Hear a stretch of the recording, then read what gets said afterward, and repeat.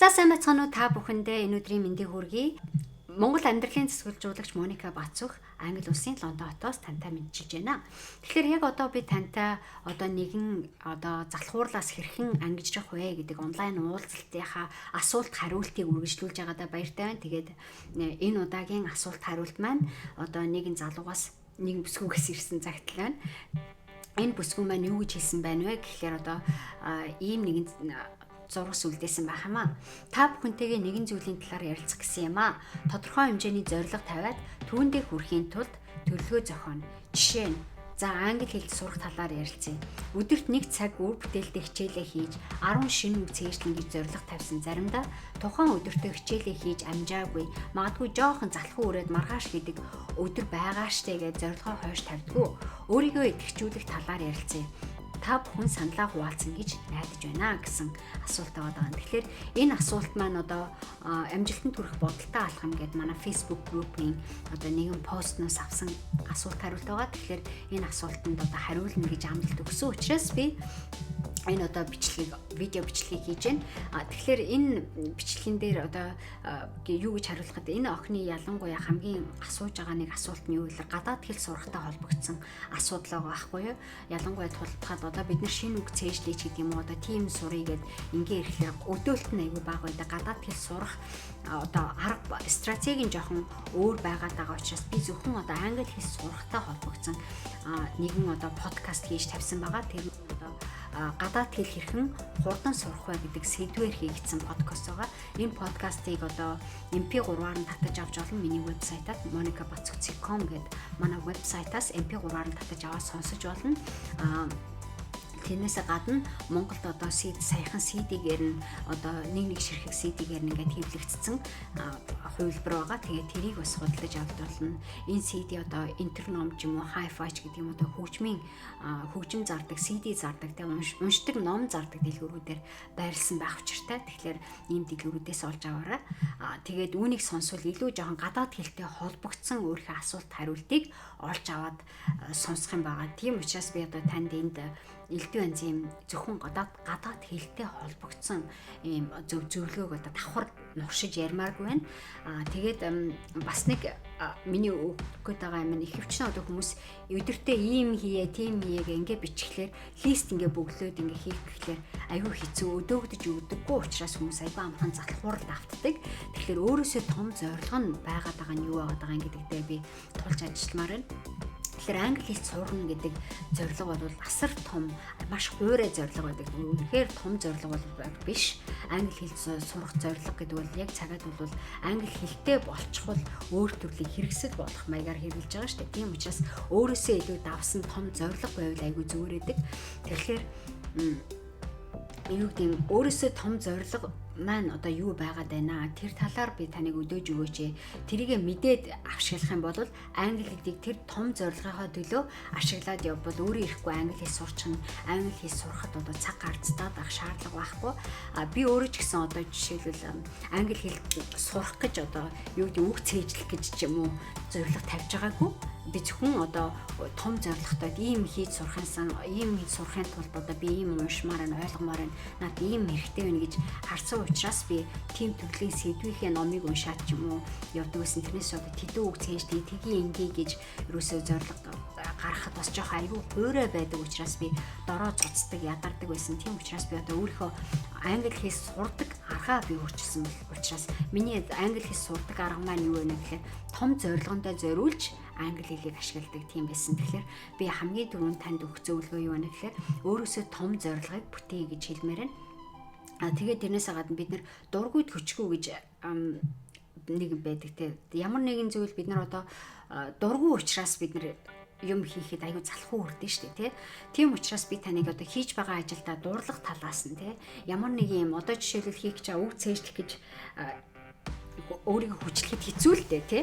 Тийм учраас би таныг үг цээжлэхээ илүү сонирхолтой хийж байгаа ажилдаа илүү жоохон дуурлаад ашигтай байдлаар өөр төрлийн сонирхолтой хэлбэрүүдийг ашиглаад тий. Карт наадаг ч юм уу, картуудаа ээлж зөхөж хардаг, янз янзын картаар энэ тэнд байрлуулж байгаа memory game хийдэг ч юм уу тий.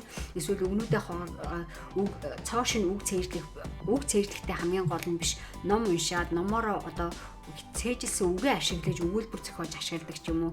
Иймэрхүү аргаар цээжлэгдвэл үг аягүй сайн тогтдог байх чинь. Тэгэхээр тэгвэл илүү сайхан сонирхолтой болоод ирнэ. Тэгээд илүү та одоо үгнийхээ утга учирыг амьдралынх нь хэрэглээ талаас нь илүү жоохон дуурлаж эхлэх ч юм уу те. Иймэрхүү байж болно. Тэгэхээр ямар нэгэн одоо зөвхөн англи хэл энэ хүн бол англи хэл сурахын төлөө одоо зорилго ярьсан байгаа шүү дээ. Яг цагаат бол би таныг юу гэж зөвлөмөр байна гэхээр хийж байгаа ямар ч хийж байгаа ажил те англи хэлнээс гадна ямар нэгэн хийж байгаа ажлаасаа гоё сайн сайхныг нь улаад хараад дурлаад ингэж сонирхолтой гэдэг талаас нь харж чадвал бид нар дургу учраас гэдэг өөрийгөө хүчлээд авах шаардлагагүй байдаг. Хамгийн гол нь энэтэй дурлаж сурах те ямар нэгэн ажлыг бид нар нэг тийм үг гэдэг шүү дээ. Одоо ажил хүнийг голдоггүй, хүн ажлыг голдоггүй, ажил хүнийг голдог гэж үг гэдэг шүү дээ те. Тэгэхээр яадаг гэхээр бид нар дургуйтай ажиллаа болоод байдаг. Дургу учраас бид нар ажиллаа болоод байдаг боловч яг цагаад бол бид нар өөрсдөө ажилдаа дурлаж сурах талаас нь бид нар огт боддоггүй. Тэгэхээр ажилдаа дурлаад эхэлсэн хүн үнэхээр одоо юу гэдгийг ерөөсө гомдоод ахын байдгүй. Үнэхээр сэтгэл хангалуун тэр ажлаа сайн хийгээ сурдаг. Тэгэхээр ямар ч ажилд үнэхээр та анхаарлаа төвлөрүүлээд харж чадах юм бол ямар ч ажилд дурлаж болдог тийм. Жорлон угаадаг ажлыг ч гэсэн дурлаж болдог. Түүнээс сайн сайхныг нь оол хадаад мэдрээд ингэж жорлон угаадаг юм бэ шүү дээ гэд ярьсан ч гэсэн дурлаж болох тал байгаад байгаа. Тэгэхээр ажил бол үнэхээр сонирхолтой. Ингэж юм хийгээ сурчвал танд тэр тухайн ажлаасаа илүү гоё амт шимтгийг, амьдралын тааламжийг танд биелүүлдэг. Тэгээд тэр утгаас нь би таныг одоо зүгээр нэг одоо юу гэдгийг залхуурлаас гарахын тулд биш амьдралтаа дурлах талаас нь яг энэ одоо юу гэдгийг нэмийг амжуулаад сураад тэрнийхээ эд хавыг олж аваад амьдралын тааламжийг нүгээрээ олж авах талаас нь зөвлөгөө өгмөр нь. Тэгээ дээрэс нь бас нэг юм байгаа. Бид нар одоо маш их стрессцэн байдалтай байгаа байхгүй. Бидний одоо оюун тархинд болоод идэг би ийм хийхстэй гэд санаа зовж идэг энэ бодлоод биднийг ихэвчлэн одоо хойш татж идэг бидний сөрөг бодлууд бид нар маш их стрессүүлдэг. Тийм учраас бид нар нэг л их юм хийх ёстой юм шиг сэтгэл төрөөд яваад идэг мөртлөнгөөсөө бидний тархин дотор ингээд аюу их хэрэггүй бодлууд эргэлдээд байгаа учраас бид нар маш их стрессдэг. Тийм учраас тархин дотор одоо үг ерөөсөө тогтоогддоггүй, орж ирч чаддаггүй. Одоо тогтоосон үгнүүд ерөөсөө юу яд чаддаггүй. Тийм учраас одоо юу гэдэг стрессээ бид нар өөр аргаар бид нар өөрчилж хагаад бид нар бодлоо зэгцэлд сурах хэрэгтэй байгаа байхгүй. Бодлоо зэгцэлд сурахын тулд бид нар одоо юу гэдгийг өнгөрсөн санаа зовх ч юм уу элдв янзын юмд одоо сөргөөр ч юм уу харж байгаа бидний өнцгийн асуудлаас болоод бид нар маш их стресстэй юмыг маш бухимдмаар байдлаар нь ойлгож авдаг. Утга учиргүй зүйл дээр ач холбогдол өгдөг тий хэрэггүй зүйл дээр өөр нөлөөгүй зүйл дээр бид нар санаа зовоод байгаа огт одоо гол юмнуудаа төвлөрч чаддгүй. Тийм учраас би таныг одоо бодлоо зэгцэл одоо стрессцэн учраас та магадгүй нөгөө тэр одоо цахлах уурал гэдэг ямиг нүүлээ ч юм уу эсвэл нөгөө хийх гээд байгаа тэр үгээ цээжлэхэд бас таны тархин тогтож өгөхгүй ингээд сөргөөр нөлөөлөл гэж болох юм тийм ээ. За дараагийнх нь юм шалтгаан байгаад байгаа байхгүй. Бид нар өөрсдөө тэгээд ээ нүү ингээд ээ нүү гэж бодоод байдаг учраас бид нар маш их шалтгаан тоочдог, маш их хэмжээний янз янзын одоо хэрэггүй юмыг яриад хөөцлөдөд мөртлөөс яг гол юм руугаа бид нар ордоггүй. Тийм учраас би таныг өөртөө тохиолдоод байдаг янз янзын шалтгаыг одоо олж авахын тулд бэрхшээл ба боломж номноос одоо шалтгаа одоо би ийм нэрээ ингээд эдгийм биш үү гэдэг юмнуудаа олж аваад яг бодит үнэнгээр нь олж хараад тийм ээ шалтгаа тоочгоо болоод чинхэн үнэнгээ олж аваасаа гэж зөвлөгөө өгмөр байна. Тэгээд сорилт тавьж өөртөө янз янзын сорилтын аргаар өөрийгөө одоо сорж болно. Уралдаан маягаар ч юм уу хүмүүстэй мэтгэлцээд ч юм уу тийм ингэж юу байвал айгүй их утга учиртай болж эхэлдэг. Бидний хийх гэж байгаа юм маань одоо сурах гэж байгаа юм маань илүү сонирхолтой тийм хүмүүсээс зүгээр нэг юм хийх байгаад байгаа биш. Зөвхөн үг цээжлэхийн тулд биш өөр төрлийн амьдралын хэрэгцээ рүү оруулаад утга учиртай болгоод эхлвэл бид нар юмыг маш амархан сурдаг, хий гэсэн юм хийж амжуулж чаддаг. За дараагийн миний өгөх гээд байгаа юм болохоор амарсан шиг амарч ажилсан шиг ажиллаж тааламж авч сурах хэрэгтэй байгаа байхгүй. Тэгэхээр бид нар одоо юу гэдгийг амарсан шиг амраагүй учраас бид нар залхуу одоо юу гэдэг юм хийх гэхлээр тарих ажилтгүй ч юм уу те ядраад байгаа юм шиг санагдаад байдаг. Тэгээд ажиллах үедээ бид нар амармаар санагдаад байдаг. Бас нэг голт нь ингээд төөрөгдөд яваад байдаг.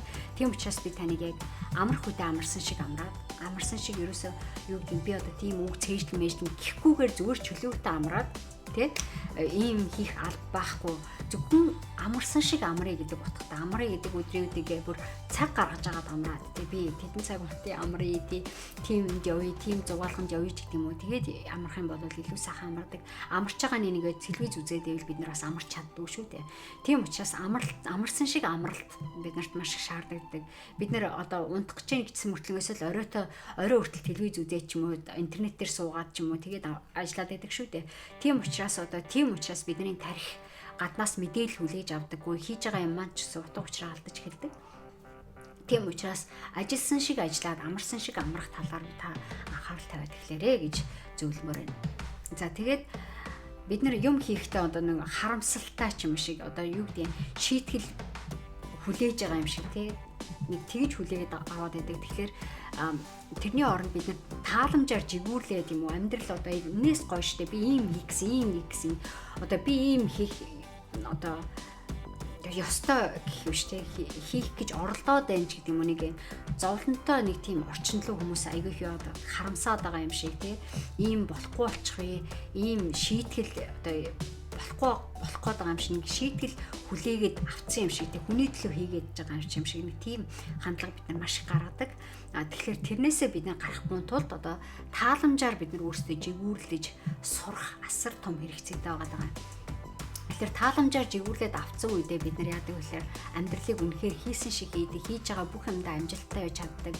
Тэгээд харамсаад авахгүйгээр аз жаргалтай байж чаддаг байхгүй. Тэгэхээр тэр бол жинхэнэ амьдралын утга учир.